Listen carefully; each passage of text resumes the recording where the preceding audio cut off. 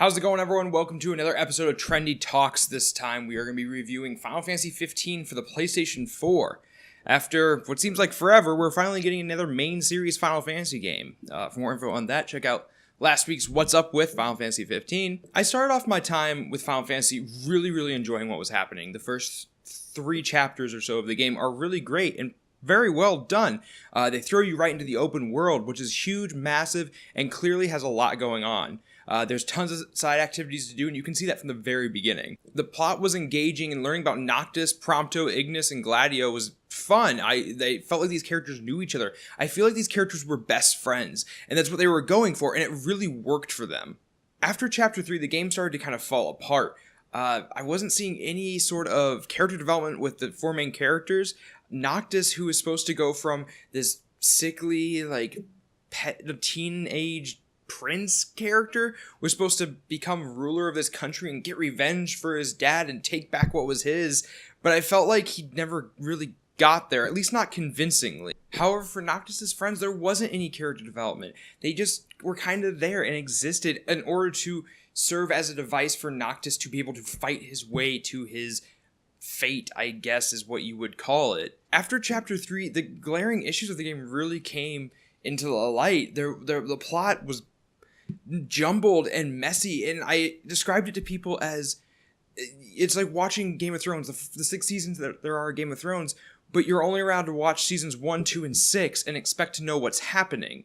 There seems like there are sizable chunks of the game just completely missing, plot points that just weren't explained, and characters that you didn't care about despite them having fates that could have been very interesting and tragic. You just ended up not caring about them. And I think that's ultimately where Final Fantasy 15 really comes up short, is these characters, this world was so full of potential. This game exists with tons of potential. It's all there, but somehow it just wasn't seized, and the game just feels half done. Chapters 4 through 15 are just a barren wasteland with plot points scattered about, but nothing meaningful to connect them. There's no fun in expanding on the plot. The game, gameplay wise, is amazing. Even now, as much as I am just so irritated and upset by this plot, I want to keep going back and playing the game. I don't care about the plot. I will probably never revisit. As I mentioned earlier, the world is huge. There's tons to do.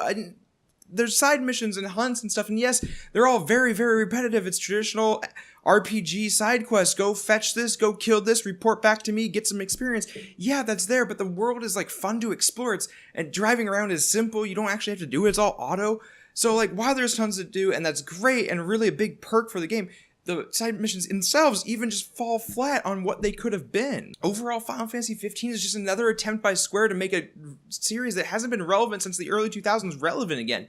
And they just can't pull it off. They haven't been able to. Honestly, everybody rags on Final Fantasy 13, and then for some reason it got 2 sequels, which nobody understood. This game could have actually benefited from having a sequel. The story needed to be fleshed out and laid out there. And recently, Square came out and said, hey, we're going to be patching in cutscenes to help expand on the story in the second half of the game. But that doesn't work. The game is incomplete as is, and that's what I'm basing this review on, is the fact of what they shipped on day one doesn't work as a plot.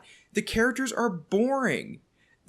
While Noctis and his friends, yeah, they're having fun, and you can tell they actually enjoy each other, they split off at certain times. Certain characters do, and you don't really know why. Gladio, spoilers, at one point just takes off and just says, I have things I need to do, and then disappears for 2 hours, and you get him back, and nothing is mentioned about him being gone. Why did he leave? At one point, the main bad guy is helping you get farther in the story for no apparent reason.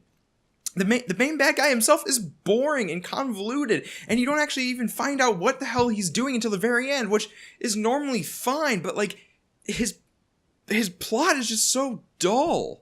I wanted to like Final Fantasy 15. I did. Final Fantasy 9 is my favorite game of all time. Final Fantasy 7 and 6 and even 8 to an extent are great games, but just this series has gone so far down, and I feel bad for the developers because it's been so long since this game was supposed to come out. But at this point, what was another year delay? We've already waited 10 for what was Versus 13. Why couldn't we have waited another year for you to finish the game and put the cutscenes in? Now, I digress a little bit because the news came out about the new cutscenes today. I'm really irritated about it. I wanted to enjoy this game. I wanted to get lost in a world and a story that was just fantastic and magical.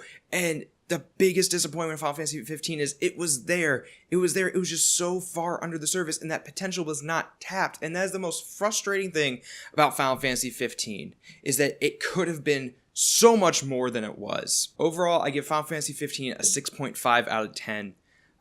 There's a lot of side missions, really being the biggest perk. The negatives are really just, the main characters have no development whatsoever. The plot is jarring and irrelevant to anything, really. And the main bad guy's boring.